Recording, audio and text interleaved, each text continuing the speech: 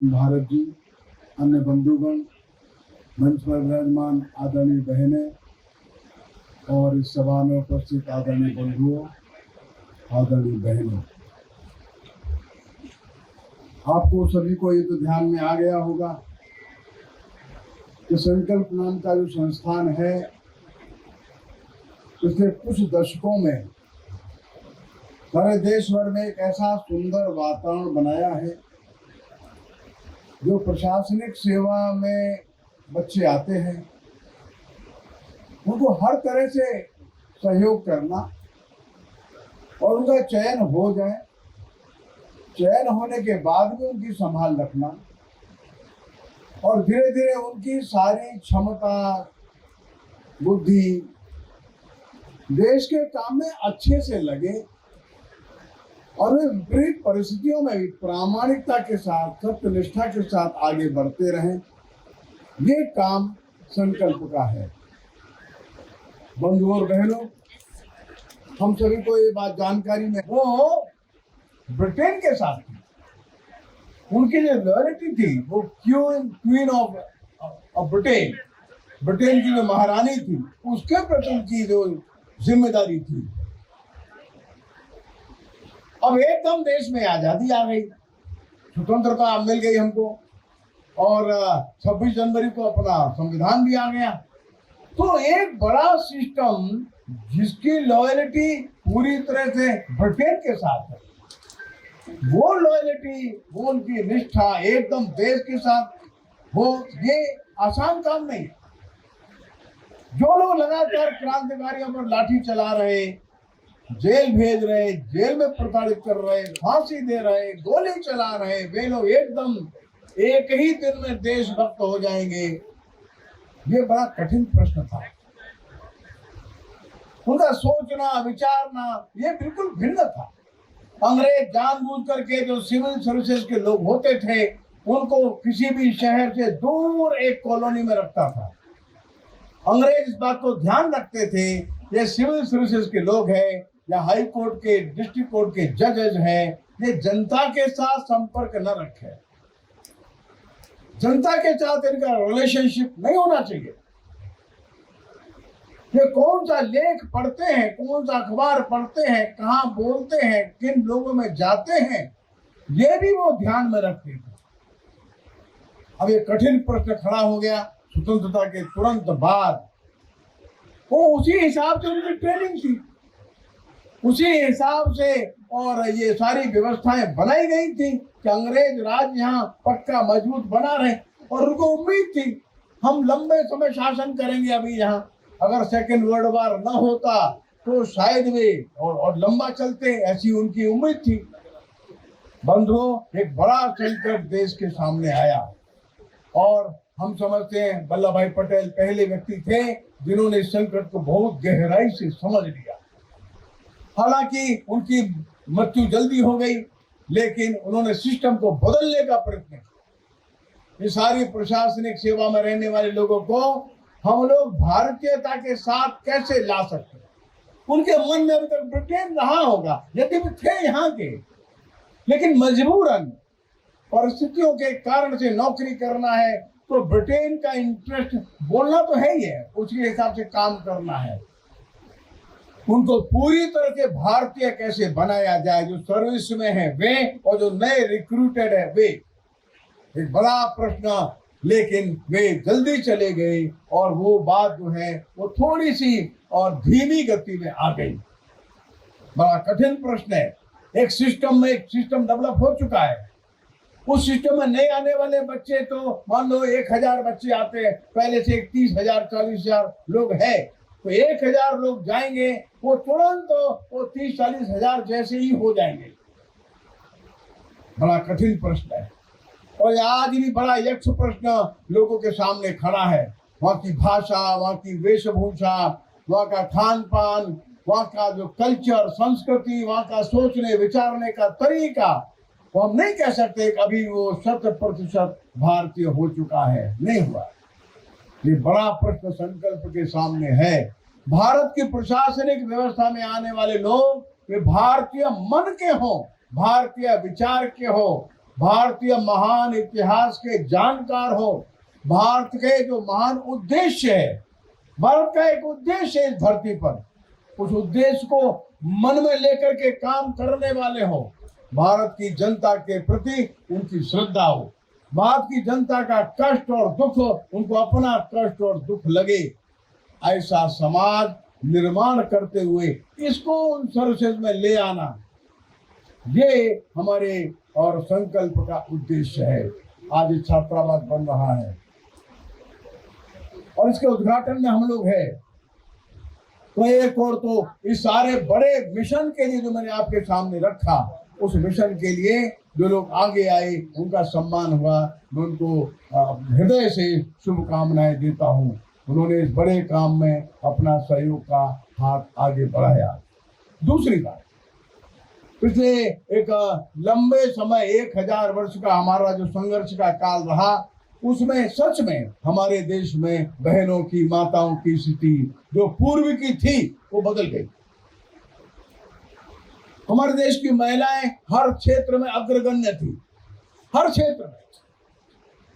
आपको आश्चर्य होगा जब मैं आपके सामने बात कहूं कि जो विवाह व्यवस्था है, उस विवाह व्यवस्था का पूरा सिस्टम बताने वाली एक महिला ही है। उसने ऋग्वेद में पूरा एक सूक्त दिया है, उसका नाम है विवाह सूक्त। इस महिला का नाम है सूर्या। आज भी अपने देश में जो विवाह है ठीक उसी पद्धति से होता है। दसियों हजार वर्ष के बाद सारे विश्व में पहला जो विवाह का सिस्टम ये बनाने वाली जो है वो महिला है। जो दुनिया का सारे विश्व का सबसे पहला ग्रंथ जो आज उपलब्ध है ऋग्वेद, इसमें 26 महिलाओं की और ऋचाएं हैं जो उनका कंट्रीब्यूशन है। ऋग्वेद काल के बाद के काल में जो औपनिषदिक काल, वह महिलाएं। भगवान बुद्ध का जो काल है, इसमें सैकड़ों महिलाएं हैं जो आगे आकर के लोगों को ज्ञान देती है। बाद का पाणिनि काल के बाद का जो काल आया, उसमें स्थान स्थान पर हमको बहुत महिलाएं मिलेंगी। संघर्ष करने वाली महिलाएं, राज्य चलाने वाली महिलाएं, गणित में काम करने वाली महिलाएं। लेकिन 12वीं शताब्दी के बाद वातावरण बदल गया। आक्रमणकारियों ने नाना प्रकार के अत्याचार किए, महिलाएं अंदर चली गई। जो महिलाएं यज्ञ करती थी, यज्ञोपवीत कराती थी, यज्ञ कराती थी, वो महिलाएं सब शिक्षा से वंचित हो गई। सुरक्षा अधिक महत्वपूर्ण हो गई। महिलाओं का बाहर आना संकट में आ गया। महिला पर्दे में चली गई। जहां जहां ये आक्रमणकारियों के शासन आए, वहां महिलाओं की स्थिति सच में कठिन हो गई। लेकिन जहां इस्लाम नहीं गया, उत्तराखंड है, हिमाचल है, मणिपुर है, आसाम है, दक्षिण भारत के, वहां पर पर्दा व्यवस्था नहीं आई। तो एक और महिला अंदर गई तो पहले पढ़ाई लिखाई से वंचित हो गई, और जब गुरुकुल सबके लिए बंद हो गए तो उनके लिए भी बंद हो गए। एक लंबा इतिहास है। लेकिन 1950 अपना संविधान आने के बाद एक क्षण में महिलाओं को बराबरी का दर्जा संविधान ने दे दिया, बराबरी का अधिकार दे दिया। और आज देखते देखते हमारी बहनें हर क्षेत्र में आगे आ गई। वो आरडी परेड को लीड करती है, वो फाइटर प्लेन चलाती है, वो कोस्ट गार्ड की सर्विसेज में और समुद्र के अंदर जाती है, वो स्पेस में जाने को तैयार है, वो इंजीनियर्स है, डॉक्टर्स है, साइंटिस्ट है, एडमिनिस्ट्रेटिव सर्विसेज में है। एक 60-70 वर्ष के अंदर ही एकदम क्रांतिकारी परिवर्तन हमारी बहनों ने इस देश में किया है। वो परिस्थितियां भिन्न थी 1000 वर्षों की, लेकिन जैसे ही वातावरण ठीक हुआ, हमारी बहनों ने सभी क्षेत्रों में अपनी अच्छी उपस्थिति प्रस्तुत की है। बंधुओं, लेकिन अभी रास्ता आधा है। देश आगे बढ़ तो रहा है, लेकिन बड़ा हिस्सा हमारा देश का अभी भी अभाव में है। 60% लोग बड़े कंपटीशन की तैयारी नहीं कर सकते, उनकी घर की आमदनी अच्छी नहीं है। सुविधा तो है, उपलब्ध नहीं है उनको, वह नहीं पा सकते। तो जो बच्चे सच में गरीब है, कहीं अभाव में है, कोई कष्ट है, कोई असुविधा है, लेकिन टैलेंट है, बुद्धिमत्ता है, क्षमता है, और यदि ऐसे टैलेंटेड ऐसे बच्चों को अवसर न दिया तो सच में कोई स्वतंत्रता का अर्थ कम से कम उनके लिए तो नहीं है। संकल्प ने एक ऐसी पहल की है, ऐसी बहनें जो किसी भी कारण से किसी भी अभाव में है, उनके माता पिता शायद अच्छे प्रकार से यहाँ रख करके पढ़ाने की स्थिति में नहीं होंगे, तो ये छात्रावास ऐसी बहनों के लिए एक अवसर है जो अपनी क्षमता को यहाँ करके दिखा सकती है। बंधुओं, अंग्रेजों के आने के पहले तक भारत में शिक्षा 100% निःशुल्क थी। नालंदा में कोई फीस नहीं थी, तक्षशिला में कोई फीस नहीं थी, ओदंतपुरी का विक्रमशिला का विश्वविद्यालय फीस नहीं थी। बच्चे को पढ़ाना, बच्चे को संस्कारित करना, बच्चे को योग्य बनाना, ये समाज की जिम्मेदारी थी, ये समाज का कर्तव्य था। खाली हाथ बच्चा आता था, एक थैला कंधे पर लटका करके 2 कपड़ा लेकर, 2 वस्त्र लेकर आता था, 10 साल पढ़ता था, 12 साल पढ़ता था, बड़ा विद्वान होकर के दुनिया के किसी भी कोने में चला जाता था। विदेशों से आने वाले बच्चों के लिए भी शुल्क भारत में नहीं था।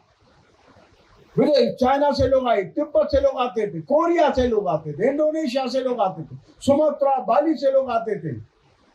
और ये आने का क्रम ईसा से 4-5 शताब्दी, 6 शताब्दी पहले से था। जो तक्षशिला का विश्वविद्यालय है 6वीं ईसा पूर्व शताब्दी का है।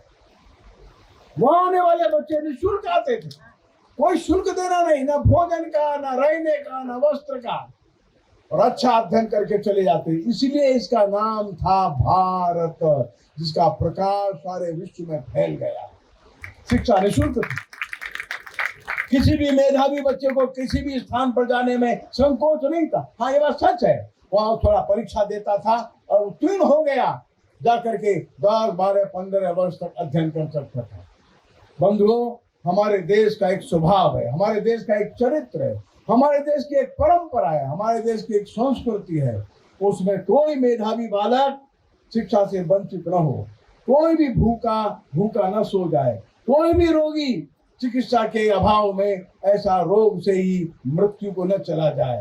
तो चिकित्सा है, तो शिक्षा है, तो भोजन है, ये 3 वस्तुएं हमारे देश में सबको प्राप्त थी। और न्याय भी भगवान की कृपा से हजारों वर्षों तक इस देश में निःशुल्क रहा। न्याय के लिए कोई पैसा नहीं देना पड़ता। लेकिन पराधीनता के काल में ये एनोमलीज आई है, ये विक्षेप आए हैं। कब ठीक होंगे, बात की बात है। लेकिन संकल्प की जो पहल है, हम ऐसे बच्चों को शिक्षा देंगे जो किसी भी कारण से संकट में है, यह अभिनंदनीय है। मैं सभी बंधुओं और बहनों को जिन्होंने इसमें योगदान दिया और आगे योगदान देते रहने का संकल्प भी लिया, उनका अभिनंदन करता हूँ, उनको शुभकामनाएं देता हूँ। और आप सभी को विश्वास हम दिलाते हैं, संकल्प इस काम में आगे बढ़ेगा। नमस्कार।